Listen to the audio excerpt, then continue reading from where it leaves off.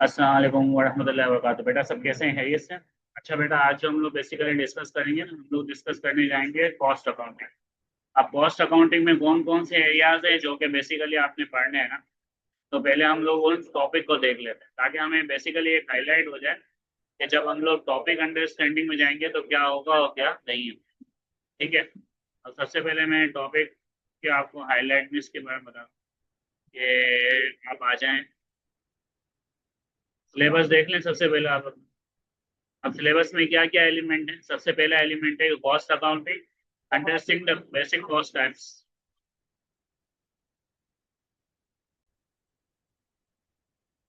अच्छा तो बेटा, सबसे पहले हम लोग ये चीज अपने माइंडसेट में आप लोग रखें कि जब आप लोग बात करते हैं ना कोर्स आउटलाइन की, कोर्स आउटलाइन सीखना इसलिए जरूरी है क्योंकि आपके बीकॉम के पेपर के अंदर, एडीसी के पेपर के अंदर ना बेसिकली सीक्वेंस टाइप फॉलो किया जाता है। कोई 8 से 10 सवाल आपको दिए जाते हैं, उसमें आपको एक में चॉइस हो जाती है। टोटल 5 सवाल ही आते हैं, टोटल 7 या 8 सवाल आते हैं, उसमें से आपने 5 करने होते हैं। अब ए बी करके एग्जाम में करता है।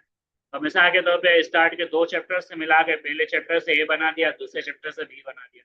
इस तरीके की प्लानिंग है। इसका मतलब है सर हमने जितनी चीजें करनी तो पूरी है। हाँ, ये बात तो सच है कि जितनी चीजें करनी तो पूरी है, छोड़ना तो कुछ भी नहीं।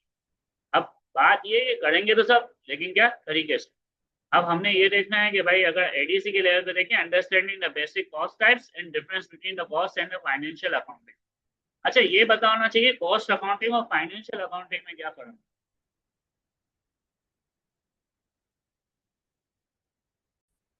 ओके भाई, देखें सबसे पहले आपने ये देखना है कॉस्ट अकाउंटिंग और कॉस्ट अकाउंटिंग की क्लासिफिकेशन। ठीक है।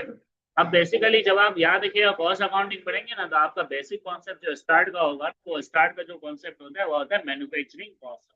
तो पहला चैप्टर आपका होगा मैन्युफैक्चरिंग कॉस्ट। अच्छा, एक बार याद रखना, दो टाइप की आपके पास इंडस्ट्री होती है। एक होती है सर्विस इंडस्ट्री, एक होती है मैन्युफैक्चरिंग इंडस्ट्री। अब सर्विस इंडस्ट्री क्या होती है? सिम की कंपनी है, सर्विस इंडस्ट्री है। जैसे आगे तो भाई टीचिंग इंडस्ट्री सर्विस इंडस्ट्री है। You are giving the intangible service to someone, और वो टचेबल नहीं होती। ऐसा है या नहीं? नॉलेज। भाई देखें, अगर मैं प्रोडक्ट बना रहा हूँ तो प्रोडक्ट क्या होगी? टचेबल होगी।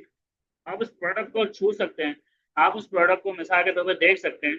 लेकिन मिसाल के तौर पे व्हेन आई टीच समवन, तो वो क्या मैं वो छू सकते हैं? नहीं, वो नॉलेज को तो नहीं छू सकते ना, इंटेंजिबल है, नॉलेज है। तो इस चीज को अपने माइंडसेट में याद रखिएगा। इंडस्ट्री दो स्टाइल की। अब आप जो कॉस्ट अकाउंटिंग पढ़ रहे हो ना, ये हम सिर्फ और सिर्फ मैन्युफैक्चरिंग कंसर्न के लिए पढ़ रहे हैं। कॉस्ट अकाउंटिंग कभी भी नॉन मैन्युफैक्चरिंग कंसर्न या सर्विस कंसर्न के लिए नहीं पढ़ाई जाती। अच्छा याद रखिएगा, इंटरनेशनल लेवल के अगर हिसाब से मैं बात करूँ ना, तो कॉस्ट अकाउंटिंग का कोई वो नहीं होता है, फॉर्मेट नहीं होता। हर बंदा अपने स्टाइल से सवाल को सोल्व कर रहा होता है। कोई इसकी, हाँ बस एक चीज ये होती है कि वो सेंसेबल आंसर होना चाहिए। लेकिन अगर आप ग्रेजुएशन के लेवल पे बात करें, एडीसी के लेवल पे बात करें, बीकॉम के लेवल पे बात करें, बीएस कॉमर्स ऑनर्स या बीएस फिनटेक के लेवल पे बात करें, तो उधर हम बच्चों को कुछ फॉर्मेट बता देते हैं बेसिक इनिशियल लेवल पे। But when you go to industry, ये जस्ट टू एनालाइज, और फिर इसके बाद आपने क्या करना है? अपने हिसाब से सारी कैलकुलेशन करनी है। ठीक है। अच्छा, तो अब पहला चैप्टर हमारा है कॉस्ट अकाउंटिंग एंड कॉन्सेप्ट, यानी मैन्युफैक्चरिंग कॉस्ट की हम बात करेंगे। तो चलें सर आए,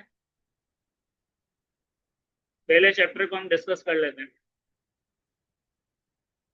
अच्छा, अगर ये नोट्स वगैरह चाहिए तो काइंडली आपको दिया हुआ जो कॉन्टैक्ट नंबर है, उसका आप कॉन्टैक्ट कर लें, और रेगुलर क्लासेस के साथ उसके नोट्स भी आप ले सकते हैं। अब आए सर, आपके सामने कॉन्सेप्ट नाम से एक छोटी वाला हैंडआउट आ गया होगा। अब इसको अपने माइंड सेट में रखना शुरू करें। सबसे पहले एक चीज समझे, मैन्युफैक्चरिंग कॉस्ट क्या होती है। मैन्युफैक्चरिंग कॉस्ट क्या है? Manufacturing cost include all expenses directly associated with the production of the good. अच्छा, मिसाल के तौर पर एक बार याद रखें, अब आपने बोला कि सर मैं एक प्रोडक्ट बना रहा हूं। अब वो प्रोडक्ट मिसाल के तौर पे आप एक शर्ट बना रहे हैं। अब शर्ट बना रहे हैं तो शर्ट के अंदर आपका कपड़ा इस्तेमाल होगा। कपड़ा पहले कौन सी कंडीशन में होगा सर? अंदर रॉ कंडीशन में होगा। उस कपड़े के ऊपर मिसाल के तौर पे आप मजदूर रखोगे, यानी टेलर लगाओगे, टेलर अपनी सर्विस लगाएगा। अब वो जिस जगह पे बन रहा होगा वो रोड पे तो नहीं बन रहा होगा, बेसिकली कोई ना कोई रेंट पे जगह ली होगी, दुकान वगैरह ली होगी। तो आप देखें, आप मिसाल के तौर पे जो आपने रॉ रॉ कॉटन लिया है ना, वो बेसिकली आपका रॉ मटेरियल कहलाएगा। क्या कहलाएगा? Raw material. उसके ऊपर जो लेबर काम कर रही है वो लेबर कहलाएगी। उसके ऊपर मिसाल के तौर पे जो रेंट लग रहा है, कुछ भी हो रहा है, वो सब इसका क्या कहलाएगा? ओवरहेड कहलाएगा। अब इसमें दो टाइप की हम कैटेगरी करते हैं, डायरेक्ट और इनडायरेक्ट। तो देखिए डेफिनेशन के अंदर एक वर्ड बड़ा खास लिखा हुआ है जिसको शायद बच्चों ने इग्नोर कर दिया, दैट इज डायरेक्टली। डायरेक्टली का मतलब है कि उस चीज को डायरेक्टली प्रोडक्ट में इस्तेमाल किया गया है, इनडायरेक्टली इस्तेमाल नहीं किया गया। अब डायरेक्टली का मतलब क्या है कि भाई मिसाल के तौर पे शर्ट बनानी थी, जी हमजा सर शर्ट बनानी थी, तो रॉ मटेरियल हमने शर्ट बनाने के लिए मंगवाया। अब मिसाल के तौर पे रॉ मटेरियल में इसलिए नहीं मंगवाऊंगा कि मिसाल के तौर पे मेरे को पाइपिंग लगानी है। जो पाइपिंग आपके मिसाल के तौर पे शर्ट के ऊपर लग रही है ना, वो डायरेक्ट मटेरियल नहीं है, वो इनडायरेक्ट मटेरियल है, वो खूबसूरती के लिए, वो ओवरहेड है। तो इस चीज को आपको समझना पड़ेगा। पेपर के अंदर एग्जामिनर कभी कभी क्लासिफिकेशन का सवाल दे देता है, उसके अंदर ये पूछता है बताओ डायरेक्टली कौन सी इनडायरेक्टली कौन सी होता है, बच्चे के लिए एक क्वेश्चन मार्क होता है कि वो अपनी अंडरस्टैंडिंग के हिसाब से एग्जामिनर को जवाब देगा। आप देखें, आए इसके कंपोनेंट्स देख लेते हैं। डायरेक्ट मटेरियल क्या है? Raw material that can be directly trace. देखें बार बार वो डायरेक्टली का वर्ड इस्तेमाल कर रहा है, बिकॉज कॉस्ट अकाउंटिंग के अंदर यही सबसे खतरनाक कॉन्सेप्ट है कि यार हम डायरेक्टली और इनडायरेक्टली किसको करेंगे, सही है। अच्छा एक बात याद रखिएगा कि जो फैक्ट्री ओवरहेड है क्या है, ये जो फैक्ट्री ओवरहेड है ना आप लोगों का, इस चीज को अपने माइंड सेट में रखिएगा कि फैक्ट्री ओवरहेड मुकम्मल आपका वो है, इनडायरेक्ट कॉस्ट है। फैक्ट्री ओवरहेड आपका क्या है? मुकम्मल इनडायरेक्ट है। यानी सर मिसाल के तौर पर हमने एक रॉ मटेरियल लिया, तो उस रॉ मटेरियल से हमने शर्ट बना ली, क्या बना ली? तो वो तो हमारा डायरेक्ट लेबर आ गया। लेकिन उस शर्ट के ऊपर मोनोग्राम लगाने और मोनोग्राम लगाने के लिए भी कपड़ा इस्तेमाल हो रहा है, तो वो डायरेक्ट लेबर नहीं, वो डायरेक्ट मटेरियल नहीं है, वो फैक्ट्री ओवरहेड है। तो यानी सर हमसे आप कहना क्या चाह रहे हैं? भाई मैं कहना ये चाह रहा हूँ कि अगर मिसाल के तौर पर हम अंडरस्टैंडिंग के लिए इसको समझें, तो इस चीज को अपने माइंड सेट पे आप लोग रखिएगा।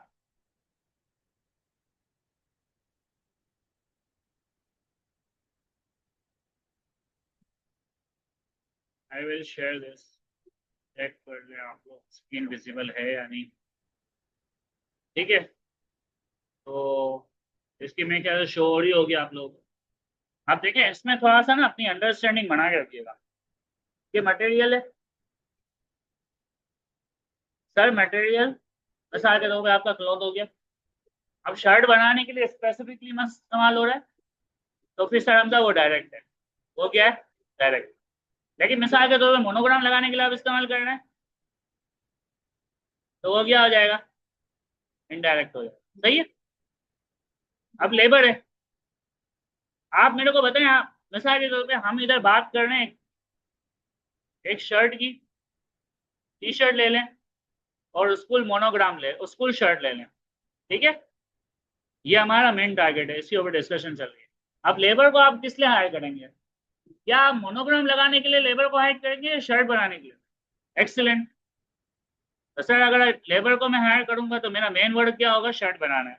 मोनोग्राम तो मैं घर में इसी से लगा सकता हूँ, लेकिन अगर मोनोग्राम में लगवाता हूँ तो वो भी मेरा क्या हो जाएगा? इनडायरेक्ट हो जाएगा, ठीक है। अब एक और आता है ओवरहेड्स। क्या आता है? ऊपर के खर्चे, मजीद खर्चे। Overhead pure indirect cost. Overhead pure क्या है? Indirect cost. मिसाल के तौर पर हमने एक सुपरवाइजर लगाया, क्या लगाया? अब सुपरवाइजर लगाया है जो कि देख रहा है कि शर्टें सही बनती है या नहीं बनती। तो एक बात याद रखिएगा, उस सुपरवाइजर का खर्चा किस में जाएगा? ओवरहेड्स में जाएगा। किस में जाएगा? यानी सर हमजा आप सुपरवाइजर की सैलरी दोगे तो वो किस में जाएगी? ओवरहेड में जाएगी। सर जिस जगह पे मजदूर बैठ के काम कर रहे हैं उसका कोई ना कोई किराया होगा, तो सर वो भी किस में जाएगा? ओवरहेड में। सर मिसाल के तौर पे जो आपने मशीनें खरीदी है, मशीनों का खर्चा होगा, वो भी किस में जाएगा? ओवरहेड में जाएगा। अब आपको एक चीज समझ में आ रही है?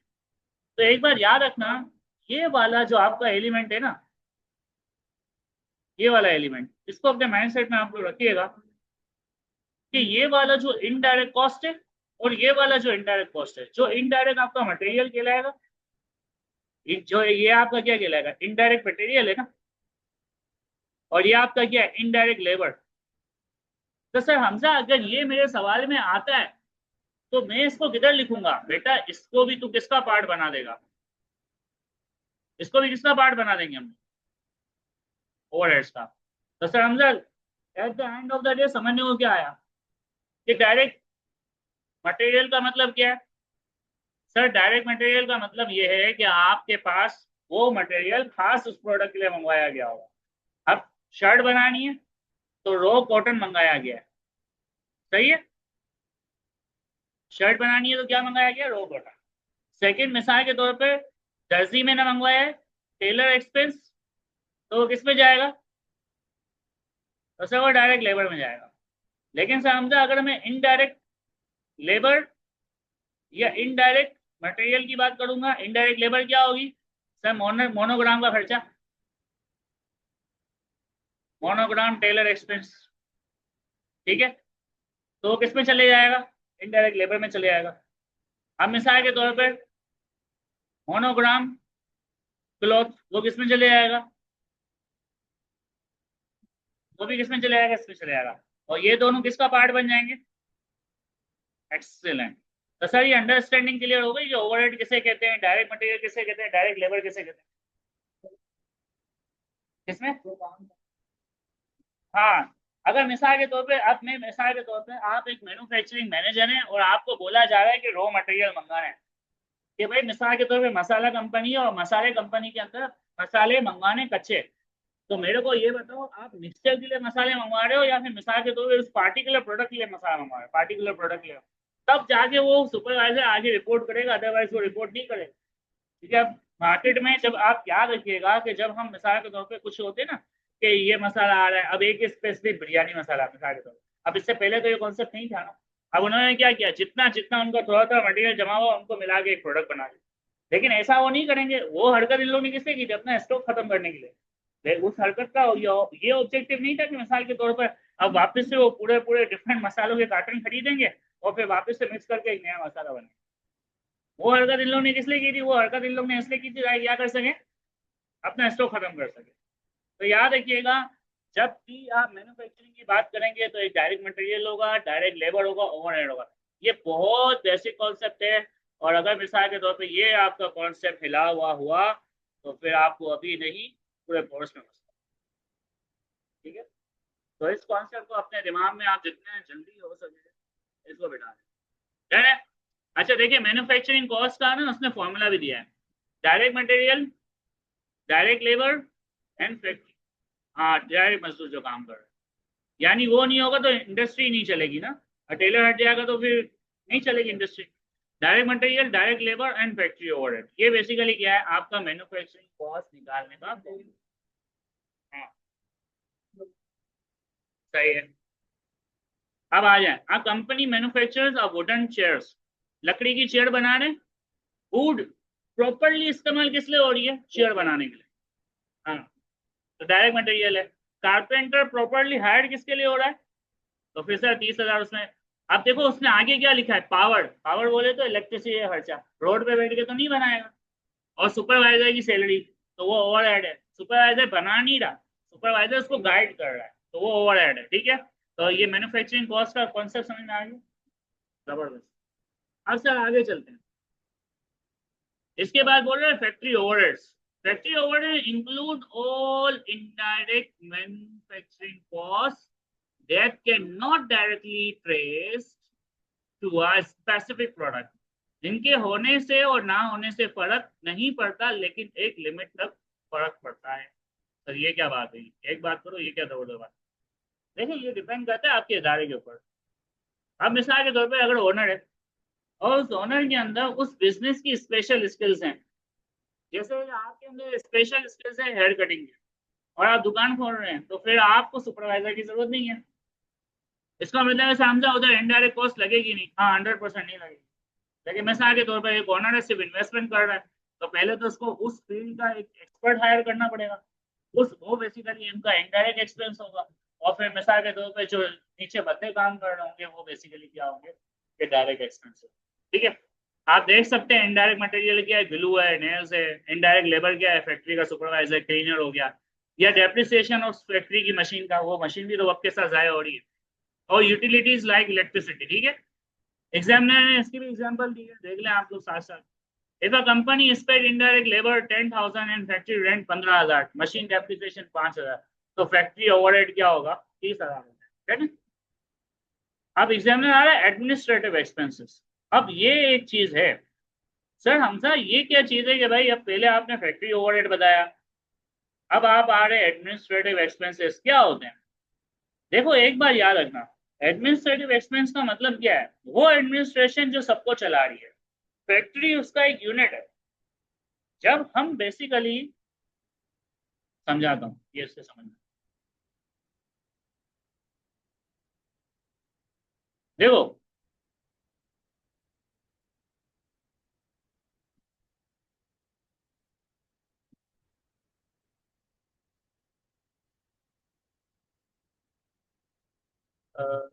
प्लानिंग है। अब इस चीज को जरा समझना कि आप लोग ने पिछले साल ना मेरे साथ एक ये चीज पढ़ी थी जिसका नाम था इनकम स्टेटमेंट। अब इनकम स्टेटमेंट में क्या होता था, समझा एक सेल्स होती थी, सही है। उस सेल्स में से मैं क्या माइनस करता था sir, cost of sales minus करते थे, सही है। कॉस्ट ऑफ सेल्स माइनस करते थे, ग्रॉस प्रॉफिट आ जाता था। उस ग्रॉस प्रॉफिट के अंदर मेरा बेटा आप लोग माइनस करते थे ऑपरेटिंग एक्सपेंसेस। क्या माइनस करते थे? अब बेसिकली आज जो आप लोग सीखना चाह रहे हैं ना, अब इंडस्ट्री में ऐसे नहीं होता। आप लोग के जो बेसिक अकाउंटिंग के सवाल होते हैं वो ये होते हैं कि यूटिलिटी है, फला ये, फला ये, फला ये। इंडस्ट्री में ऐसे नहीं होता। इंडस्ट्री में हम इसके तीन टुकड़े करते हैं। एक तो हमारा प्रोडक्ट बेचने वाला डिपार्टमेंट होता है, उसे हम कहते हैं selling department, selling and distribution department, ये कहते हैं, ठीक है ना। ये डिपार्टमेंट का काम क्या है सर? सेल्स करेगा और प्रोडक्ट को डिस्ट्रीब्यूट करेगा, ठीक है। सर दूसरा डिपार्टमेंट कौन होता है? सर दूसरा डिपार्टमेंट होता है आपका एडमिनिस्ट्रेटिव डिपार्टमेंट। कौन सा होता है सर? एडमिनिस्ट्रेटिव डिपार्टमेंट का काम क्या होता है? पूरे बिजनेस को मैनेज करना। इसमें नॉर्मली एचआर की वर्किंग्स आती हैं। एचआर का मतलब क्या? ह्यूमन रिसोर्स, अपने एम्प्लॉयज को कंट्रोल करना, उनके मिसाल के तौर पे बेनिफिट्स बताना, मिसाल के तौर पे अगर उनको कोई लोग क्या कहते हैं, आप लोग बोनस कहते हैं, वो वगैरह देना। तो ये सारा काम किसके पास होता है? एडमिनिस्ट्रेटिव डिपार्टमेंट के। यानी एडमिनिस्ट्रेटिव डिपार्टमेंट का काम क्या है? To inspect all the working of another department. अच्छा, इसके बाद आपके पास जो डिपार्टमेंट आता है ना, वो डिपार्टमेंट आता है आपका, अगर अच्छा ये देखिएगा, ये डिपार्टमेंट ऑप्शनल है, फैक्ट्री। ये डिपार्टमेंट क्या है? क्योंकि मैन्युफैक्चरिंग के अंदर देखो, जब आप ट्रेडिंग बिजनेस करते हैं ना, एक ट्रेडिंग बिजनेस होता है, कौन सा होता है? ट्रेडिंग बिजनेस होता है। और एक होता है मैन्युफैक्चरिंग, कौन सा होता है? अभी आप लोग कॉस्ट अकाउंटिंग किसके लिए पढ़ रहे हैं? ट्रेडिंग के लिए पढ़ रहे हैं, मैन्युफैक्चरिंग के लिए पढ़ रहे हैं? एक्सीलेंट। मैन्युफैक्चरिंग का मतलब क्या होता है सर? मतलब मैं खुद ही बनाऊंगा, मैन्युफैक्चर करूंगा, मैन्युफैक्चर करने के बाद सेल्स करूंगा, ऐसा ही है। ट्रेडिंग वाला इसका उल्टा काम करता है। ट्रेडिंग वाला क्या करेगा सर? वो आगे से बाय करेगा। एक्सीलेंट। यानी उसका मैन्युफैक्चरिंग वाला काम नहीं है। तो इसका मतलब है सर, अगर हम ट्रेडिंग की बात करेंगे, किसकी बात करेंगे, तो ट्रेडिंग की इनकम स्टेटमेंट में जो ऑपरेटिंग एक्सपेंस होगा उसमें कितने डिपार्टमेंट होंगे सर? उसमें सेलिंग और डिस्ट्रीब्यूशन का डिपार्टमेंट होगा और एडमिनिस्ट्रेशन का डिपार्टमेंट होगा। एक्सीलेंट। अगर हम बात करते हैं मैन्युफैक्चरिंग की, तो मैन्युफैक्चरिंग में क्या होगा? मैन्युफैक्चरिंग में तीनों डिपार्टमेंट होंगे। तो इसका मतलब है सर, हम लोग ये पढ़ने जा रहे हैं कि अब मिसाल के तौर पे ले रहे कि आप लोग डेप्थ में जाते जा रहे हैं कि अब हमने अंडरस्टैंड करना है। आप बेसिकली इधर सारी चीजें फैक्ट्री की सीखने जा रहे हैं कि फैक्ट्री में किस तरीके से लेजर चलते हैं, फैक्ट्री की किस तरीके से अकाउंटिंग होती है। अच्छा, ये जो दो डिपार्टमेंट है, सेलिंग और एडमिनिस्ट्रेटिव डिपार्टमेंट, तो अपने माइंडसेट में रखिएगा। इसका कॉस्ट अकाउंटिंग से कोई ताल्लुक नहीं है। आपके पेपर में इसका सवाल आता है तो इसलिए मैं इसको करवा रहा हूँ। इसको अपने माइंडसेट रखिएगा। It is the part of, it is the part of financial accounting. ये किसका पार्ट है भाई? Financial accounting. फाइनेंशियल अकाउंटिंग के अंदर इसको डिस्कस किया जाता है, ठीक है। जो फाइनेंशियल अकाउंटेंट वाला यही देखता है कि क्या मेरा फायदा है, क्या मेरा नुकसान है। कॉस्ट अकाउंटिंग वाला कभी डीएम सीबीएम भी कर रहा होता है, कॉस्ट बेनिफिट एनालिसिस भी कर रहा होता है, देख भी रहा होता है किधर फायदा है किधर है नहीं, ठीक है। तो बेसिकली हम डिस्कस इसको करने जा रहे थे, लेकिन कॉन्सेप्ट देने के लिए इसको ही बताना पड़ा। अब आए इसको,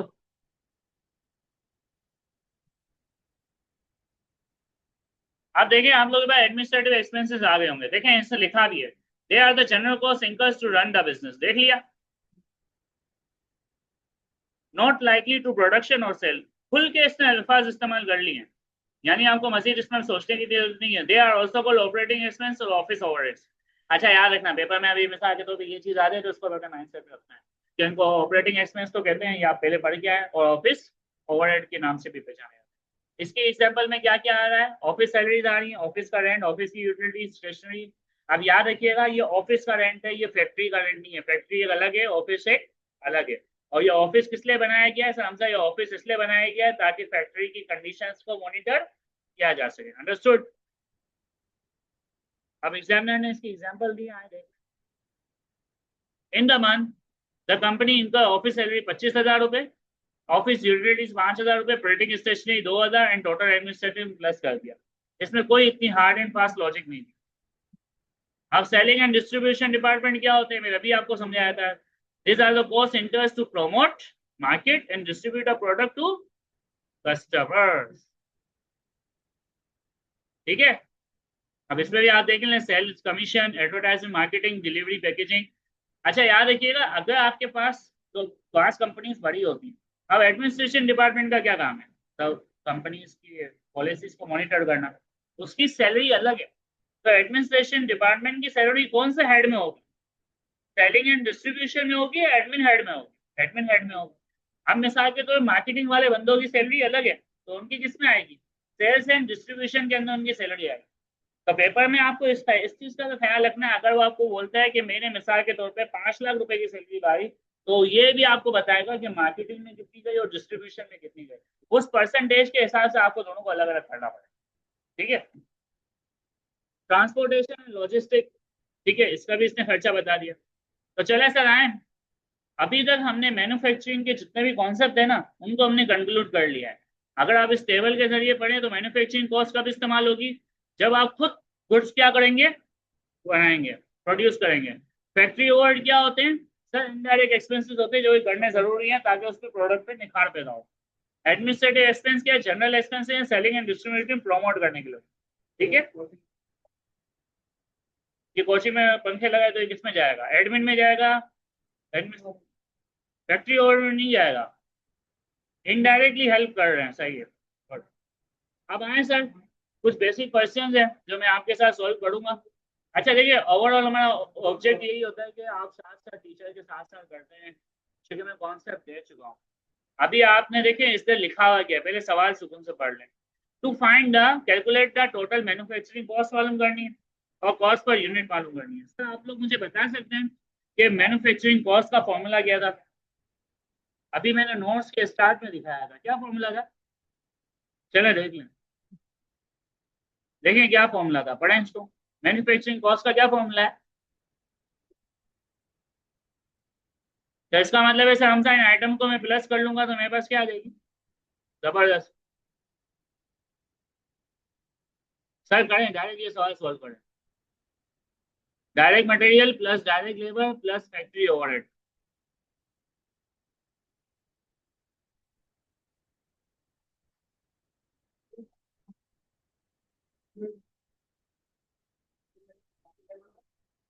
डायरेक्ट मटेरियल, डायरेक्ट लेबर और फैक्ट्री ओवरहेड।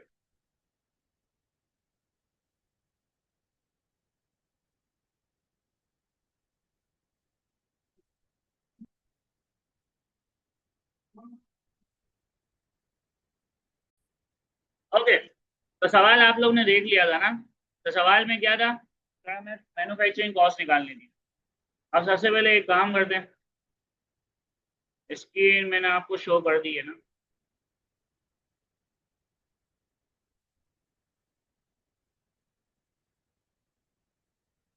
ये पहले हम सवाल इधर कॉपी कर लेते हैं।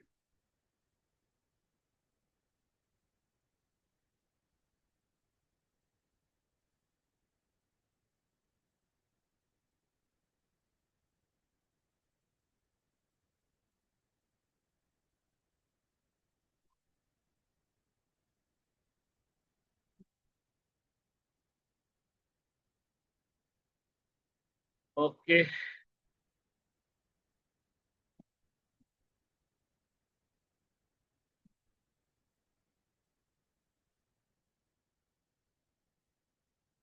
इधर कॉपी कर दिया यार।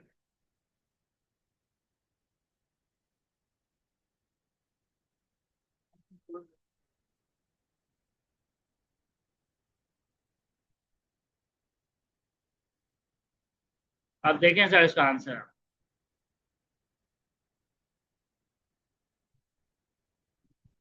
आंसर आ रहा है?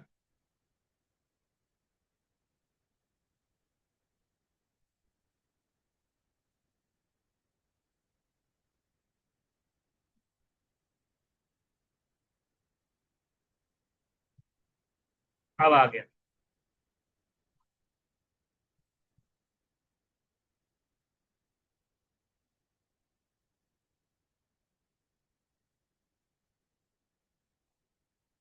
अब आपके पास देखिए सर आंसर आ चुका है। तो इसको अपने माइंड सेट में रखें कि किस तरीके से करना है सर। आपके पास मैन्युफैक्चरिंग कॉस्ट जितनी भी थी 50,000, डायरेक्ट लेबर आपके पास 30,000 थी, फैक्ट्री ओवर 20,000, आपने इन सबको क्या कर दिया सर, ऐड कर दिया। अच्छा ये देखिए इसने एक और डेटा दिया यूनिट प्रोड्यूस, ये इसलिए दिया ताकि आप पर यूनिट कॉस्ट निकालें।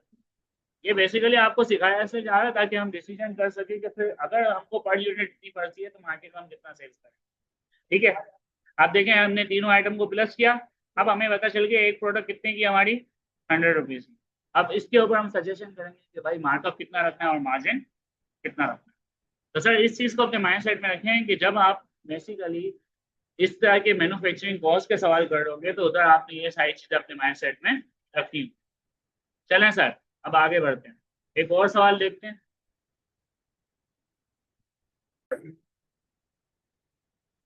अस्सलाम वालेकुम। बेटा देखें अभी हम लोग ने लास्ट कॉन्सेप्ट पढ़ा था, किसका कॉन्सेप्ट पढ़ा था सर? लास्ट कॉन्सेप्ट में हमने मैन्युफैक्चरिंग कॉन्सेप्ट का एक बेसिक न्यूमेरिकल देखा था। अब बेसिकली हम देख रहे हैं कौन सा, फैक्ट्री ओवरहेड। अच्छा फैक्ट्री ओवरहेड के अंदर देखें आपके पास, मैंने अभी आपको एक चीज बताई थी कि दो कॉन्सेप्ट हैं, आप उसको अपने माइंडसेट में रखिएगा। सर पहला कॉन्सेप्ट क्या है सर? हमका पहला कॉन्सेप्ट ये है कि हम लोग एक रखते हैं बजटेड। सर बजटेड क्या होता है? सर बजटेड आपका वो वाला एलिमेंट होता है, उस एलिमेंट के अंदर आप प्री ऑक्यूपाइड होते हैं। प्री ऑक्यूपाइड का मतलब ये होता है कि भाई आप पहले से सारे एस्टिमेशंस लगा रहे होते हैं। और एक होता है आपका एक्चुअल। क्या होता है? एक्चुअल। एक्चुअल का मतलब ये कि जो आपके साथ हुआ as per market, as per market. अब हमने इनका डिफरेंस कैलकुलेट करना है। क्या करना है? डिफरेंस। अब ये जो हम डिफरेंस देखते हैं ना, बेसिकली इसको कॉस्ट अकाउंटिंग की लैंग्वेज में वेरिएंस कहते हैं। क्या कहते हैं? वेरिएंस। और इसका लिए एक और नाम भी है स्टैंडर्ड कॉस्टिंग। क्या है? अब ये इंशाल्लाह हम डिस्कस करेंगे। इधर मैं उस हाई लेवल पे डिस्कस नहीं कर रहा हूँ। अब सवाल आ गया तो बेसिक बेसिक चीजें बता। सबसे पहले क्या बजटेड फैक्ट्री ओवरहेड कितना दिया है? 1,20,000। और बजटेड मशीन आवर्स भी दे दी कि मशीन कितने घंटे चलेंगे। तो हम लोग पहले क्या निकाल लेंगे? ओवरहेड का रेट निकालेंगे प्री डिटरमाइंड। या फिर आप ये कह लें कि बजटेड ओवरहेड निकाल लें हम। क्या निकाल रहे हैं? बजटेड ओवरहेड निकाल रहे हैं। अच्छा बजटेड ओवरहेड कैसे निकलेगा? सब बहुत आसान तरीका है। Overhead is equal to budgeted factory overhead cost. आप इसको डिवाइड कर दें, आप इसको डिवाइड कर दें बजटेड मशीन आवर्स से। ठीक है? ठीक है। अब बजटेड फैक्ट्री ओवरहेड कॉस्ट कितनी है सर? हमसे 1,20,000 रुपये। इसको मैंने डिवाइड कर दिया 60,000। तो बेसिकली मैं ये समझाना चाह रहा हूँ कि बजट के लिहाज से देखें ऊपर कॉस्ट है और नीचे आर्स है। तो इससे क्या समझ में आ रहा है? इससे समझ में ये आ रहा है 1 घंटे के ऊपर कम से कम कितना खर्चा लग रहा है? 20 पैसे।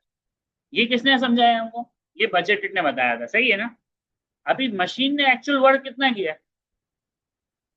सर मशीन ने एक्चुअल 5,400 किया। अब बजट हमको ये बोलता है कि भाई ये आपका ये पार्ट था। बजट में वो क्या बोलता है सर? बजट में वो ये बोलता है 1 घंटे पे कितना खर्चा आ रहा है? 20 रुपए का आ रहा है। ऐसा ही है। तो अब में हमको ये देखना है कि मिसाल के तौर पर अगर 5,400 घंटे काम होता है, कितना काम हो रहा है? 5,000। तो कितना खर्चा आएगा? तो हमें देखें अभी आप इसको समझिएगा। इसमें वर्ड इस्तेमाल किया गया अप्लाइड का। किसका वर्ड इस्तेमाल किया गया? अप्लाइड। तो अप्लाइड फैक्ट्री ओवरहेड कैसे निकालते हैं sir? Hamza applied factory overhead निकालने का तरीका है,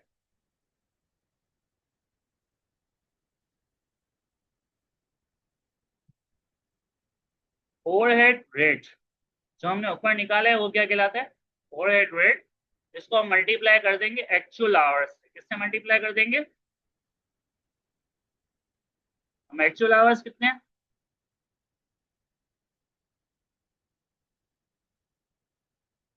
तो इसका मतलब है ओवरहेड अप्लाइड कितना किया हमने, 1,08,000 रुपये। क्या यही आंसर दिया था हमें? अगर हम इधर चेक करते हैं, देखें क्या यही आंसर दिया था। तो सर इस चीज को अपने माइंड सेट में रखिएगा कि जब आपको मांगे, अब आप लोग के दिमाग में सवाल आ रहा होगा, ये तो सर आपने किसके हिसाब से निकाला, बजट के हिसाब से निकाला। सर ये किसके हिसाब से निकाला, बजट के रेट के हिसाब से निकाला। तो यार आपने अभी तक फिलहाल यही काम करना था। अभी इस सवाल में आपने डिफरेंस नहीं देखना है, इस सवाल में डिफरेंस नहीं देखना है, इधर आपका टारगेट डिफरेंस है ही नहीं। इस चीज को अपने माइंड सेट में रखिएगा, सही है। अब आए आपको अगले क्वेश्चन की तरफ ले जाता हूँ।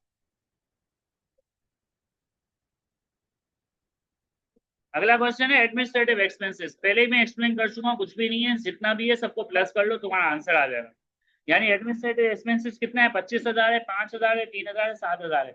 सब कौन खर्चा कर रहे हैं, एडमिन खर्चा कर रही है। एडमिनिस्ट्रेटिव एक्सपेंसेस का मतलब क्या होता है, सर वो डिपार्टमेंट जो कि इदारे की पॉलिसीज को क्या करता है, मॉनिटर करता है।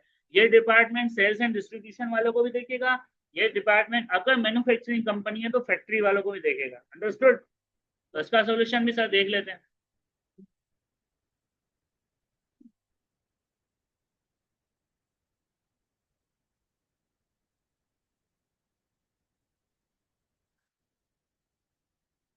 अब आप खुद देख लें इसका सोल्यूशन।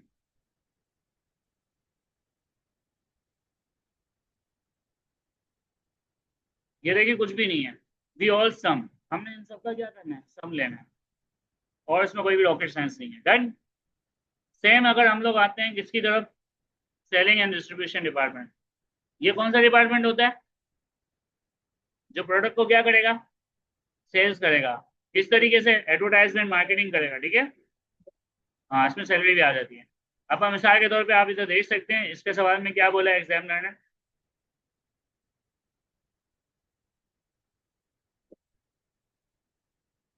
ये देखें total selling and distribution expense आपने देखना है, सेल्स कमीशन कितना है।